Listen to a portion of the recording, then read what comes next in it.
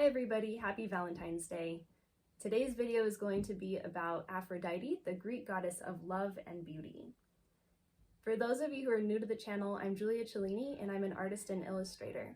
For the past few years, I've really gotten into deity work, and I express that mainly through my artwork. So the art that you see behind me is my own. I sell on Etsy, I do prints, and also I make little altar cards, and some other things too, maybe in the future. I also live on a farm, so if you hear some animal noises behind me, that's why. So in this video, I'm going to briefly go over Aphrodite's origin story and just some, I guess, an overview of who she is within the Greek Pantheon. And the reason that I'm not going to get too in depth with that is that I feel that as an artist, I do my research, but I'm not an expert on kind of like the history of it. But I am going to cite all the sources that I'm using, and I'm trying to use only sources that are kind of like as close to the original sources as I can, so that you guys can do your own research and come up with your own, I guess, relationship with each deity. The most well-known origin story for Aphrodite comes from an ancient Greek poem called the Theogony of Hesiod. And I highly recommend that you guys look this up and read over the text for yourself. It is a translation into English because the original was, of course, written in ancient Greek. But it's always good to try to your best. I mean, it would be great if you could learn ancient Greek too. I don't know ancient Greek, so I did read the original English version. But the reason that I think this is important is because, you know, and I also encourage you to look at other people's videos too, and just different writings that other people have come up with. But it's good to do both. It's good to know what the original text says as well.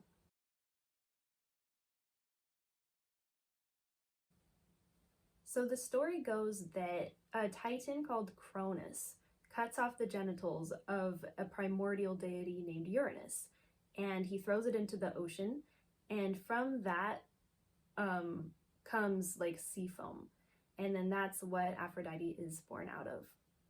And she is not born as a baby, she's born as a full-grown woman, as a maiden. And I think this is interesting because romance is one of those things that kind of comes out of adulthood, and so maybe that's why she is born already fully grown.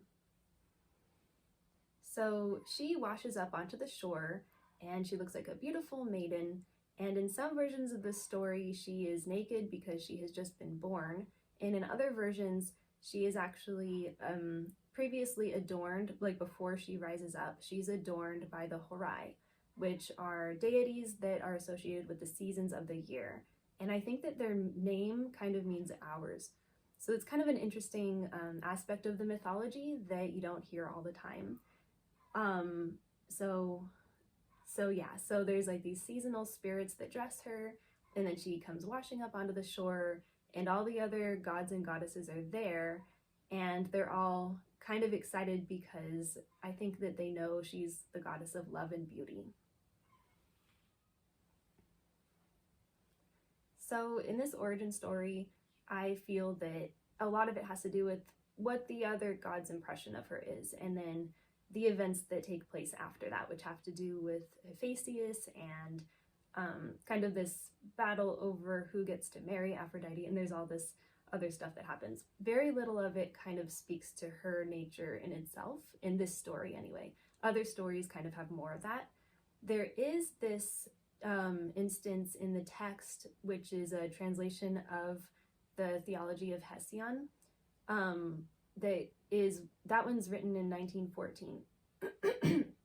And I believe that this is the version that a lot of people read. And in that version, the writer says that she is a awful and a lovely goddess.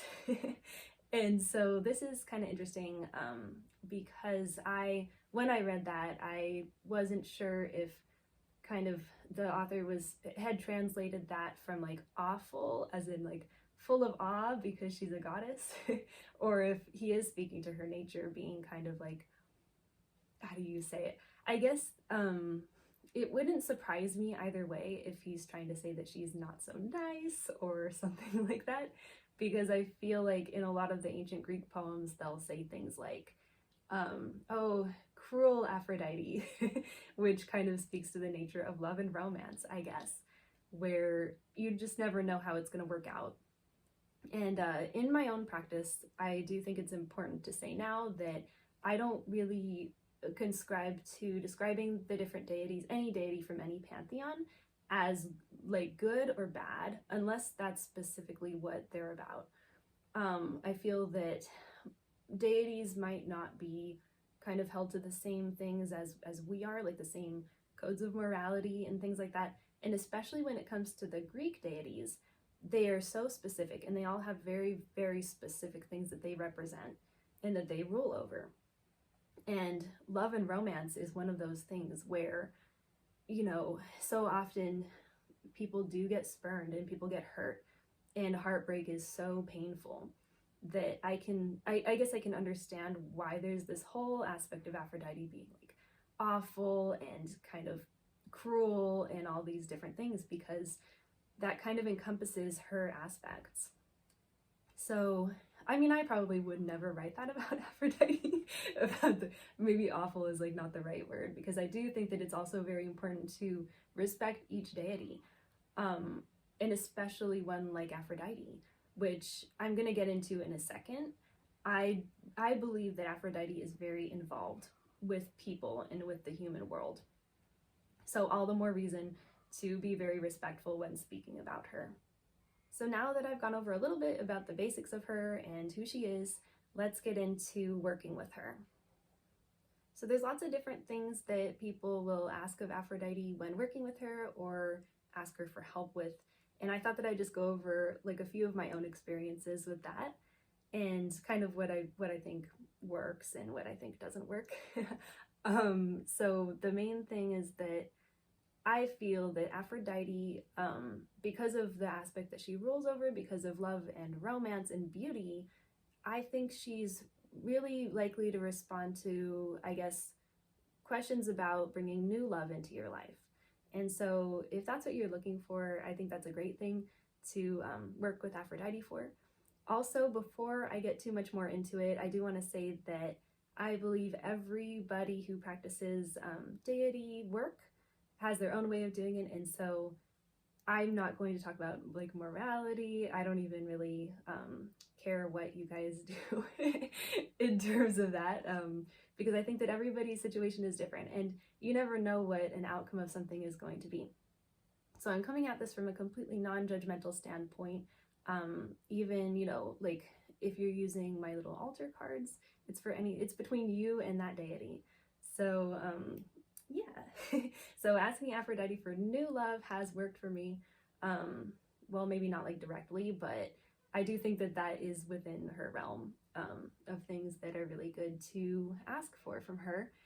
The things that might not be have to do with, and I made this mistake, like breakups or help with heartbreak. And even though that is within the realm of romance and love, I think that Aphrodite doesn't like breakups, at least in my own experience. And I would actually really like to know if any of you have kind of experienced that, or if you have experienced some success in asking her for help with that.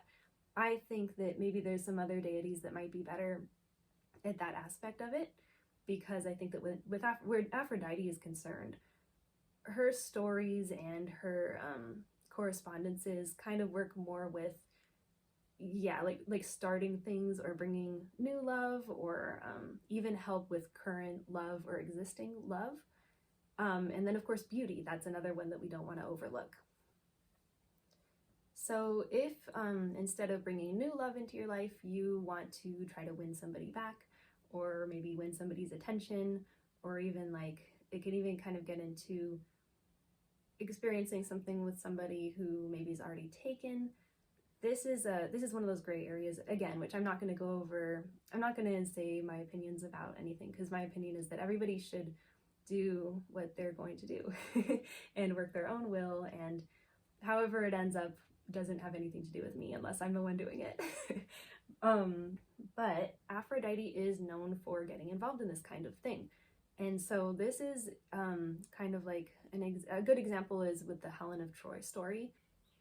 So in the story of Helen of Troy and Paris, Paris gives Aphrodite the apple of beauty, and in return, Aphrodite helps him to get together with Helen of Troy. And this causes a problem because Helen is already married. And it kind of results in tragedy and death and war. But my point is that Aphrodite does get involved with that whole thing. And it doesn't end well. And if you're interested in hearing more about that story, I highly recommend that you look it up. There's lots of movies and things. And of course, I'm always a big fan of reading the actual text, or as close as you can get to it, some kind of translation. So before I move on, I did want to kind of address the thing about the breakups again one more time. Again, I don't feel that, in my experience, she likes working with breakups or cutting ties or anything like that.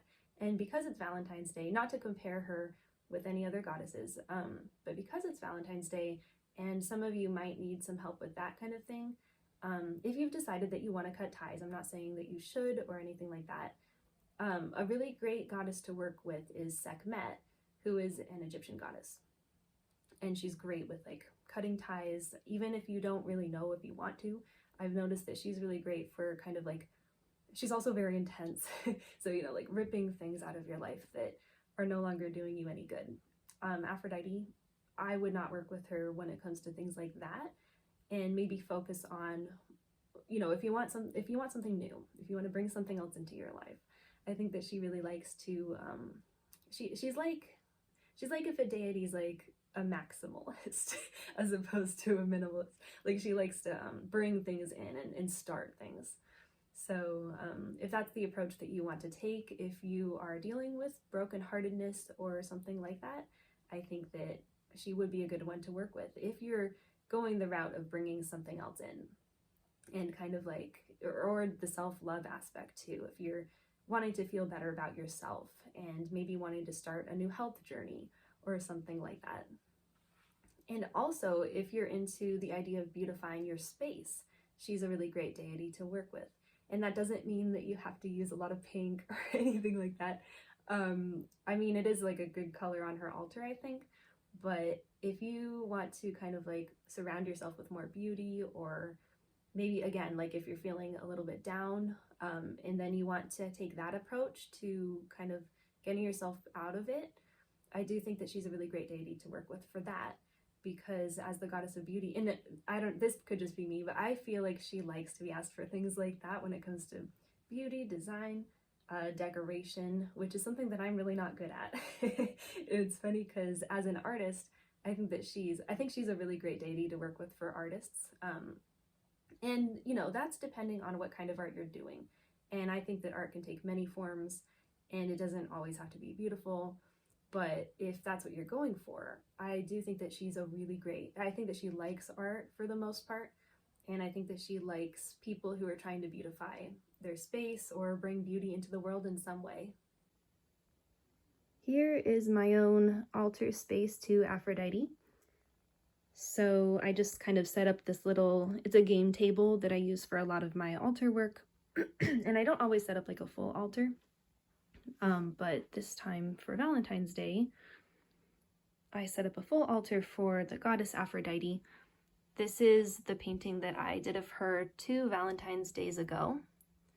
And she has doves, which are one of her correspondences, and of course the mirror to represent self-love, because that is something that is a really great association for her. I also have roses. Because I'm in the tropics, I'm lucky enough to have roses blooming right now. They just kind of bloom whenever they do, so it's pure luck that they were available for her altar. This altar cloth is kind of special to me because when I painted my painting of Aphrodite, I saw it in a store, and it's a hand-dyed silk scarf. And I just thought, oh my gosh, that looks exactly like Aphrodite. And that is the main thing when it comes to setting up altars, I think, is to kind of like use your intuition and incorporate things that you think feels like that deity. Over here, I used one of my altar cards, And these are available in my Etsy shop. I make them with the prints of the artworks that I create. And they're really great for kind of like small space altars, or even if you want to take the deity to go with you, which I actually do a lot. Little jars like this are really great because you can kind of like wash them out and reuse them. Right now I have a sprig of rosemary because when I was out collecting the roses, I felt that it smelled so good, and especially with the rose petals, that I thought maybe that would be a good thing to put as an offering. Also, rose quartz is a really common associated crystal that I hear people talk about with her. And if roses are not in season for you, which they probably aren't in February, there's lots of different rose things that you can incorporate if you feel that that's one of the things that she would appreciate on her altar. Oh, and of course, because she was born from the sea foam, ocean things are also really great to incorporate if they're beautiful. Beautiful ocean things. And that's also the story kind of behind this little ribbon that I put. This is a little silk ribbon that one of my students dyed for me, and she put it on one of my Christmas presents. And I thought, oh, that kind of looks like a piece of seaweed. And so that is my altar. So I'd love to hear from you if you want to talk about any of your own experiences in the comments, or even on Instagram. My Instagram is Julia Cellini Art. And so I'd love to hear about any of your experiences working with this beautiful, majestic goddess of love and beauty. Thank you for joining me for this video. I hope to see you again really soon, and have a very happy Valentine's Day.